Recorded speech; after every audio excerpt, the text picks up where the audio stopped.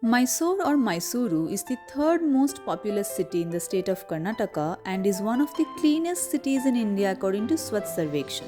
It has the history of the Vadiyar dynasty and was the capital of the kingdom of Mysore for almost 6 centuries. Known for its heritage structures and palaces, including the famous Mysore Palace, the city is popularly known as the City of Palaces, the Heritage City, and the cultural capital of Karnataka.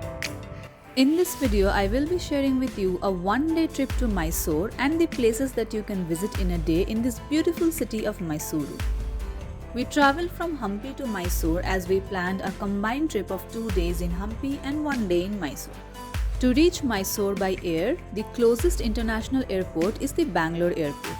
There is a domestic airport within the city itself that is connected to major cities like Chennai, Mumbai, Bangalore, New Delhi and Kolkata. Mysore is 139 km from Bangalore and is a 3-hour journey by road. You can get a lot of options while booking a bus trip to Mysore both online or offline. If you prefer train, then Mysore railway station is located in the heart of the city and is well connected with every major city in India.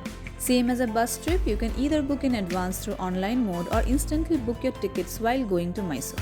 The train journey will take around 2.5 hours. When it comes to local transportation, the best way to travel within the city is to hire an auto rickshaw. You can bargain the price and reserve it for travel throughout the day. At night, they may charge extra, so keep that in mind. You can also hire private taxis for the whole day, and local buses are also available if you prefer to travel by bus. As we did an overnight train journey from Hampi, we booked a hotel to freshen up and headed to our first location, which is Chamundeshwari Temple.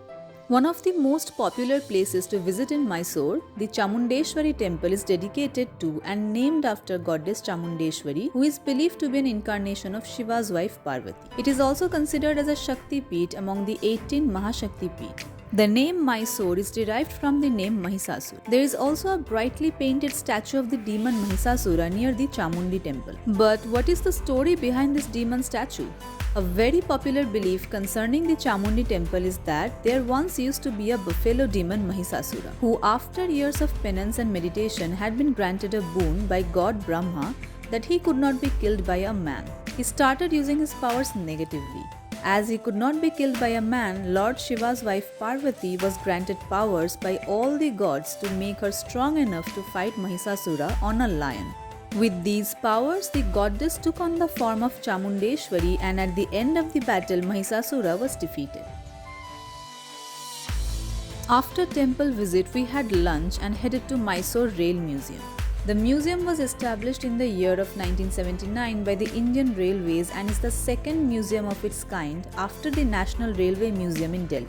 This museum has a rich collection of various exhibits like vintage locomotives, royal coaches, steam engines and photographs of various items depicting various stages in the development of Indian Railways.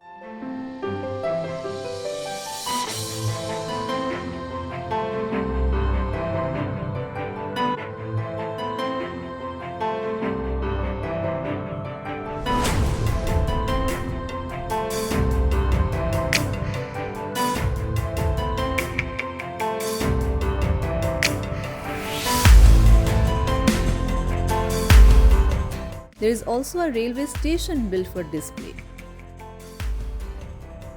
There is a mini toy train operating on battery that takes visitors for a ride around the museum. We could not try the toy train as we were short of time, but you can definitely try this out as it looks quite fun. Then we headed to the famous Mysore Palace. Mysore Palace is the second most visited historical monument after the Taj Mahal and is a UNESCO World Heritage Site. It is the former palace of the royal family of Mysore and is still their official residence.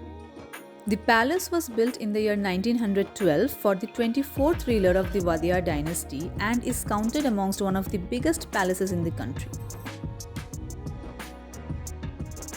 We visited Mysore on the day of Diwali. The crowd was overwhelming in the palace. It was getting very difficult to move inside the palace and let alone taking good photos and videos. Yes, it is allowed to take photos and videos inside the palace.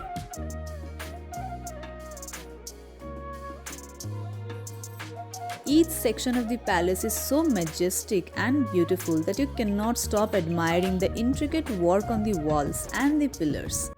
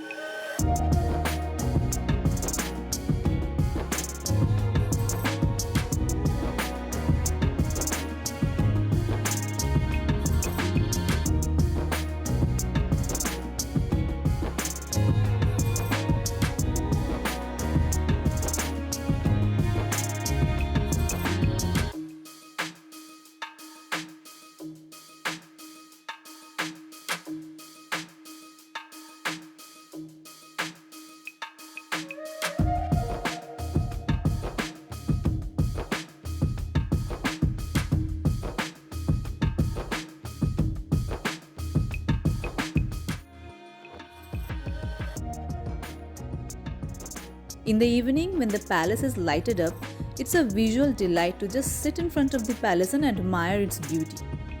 There were so many people sitting on the ground in front of the palace, we also decided to spend some time there. Later in the evening, suddenly the palace turned into this. The palace is fully covered with yellow lights on the outside, and all of a sudden they will light it all up. It was such a spectacle. We just sat there for some time, taking in the view.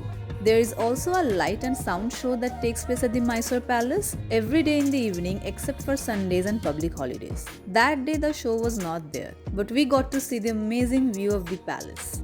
As this was our last destination for the day, in the evening we headed to Bangalore from Mysore railway station. And that's all we did in this one-day trip to Mysore. Here are the Hampi and Bangalore vlogs that you can check out next.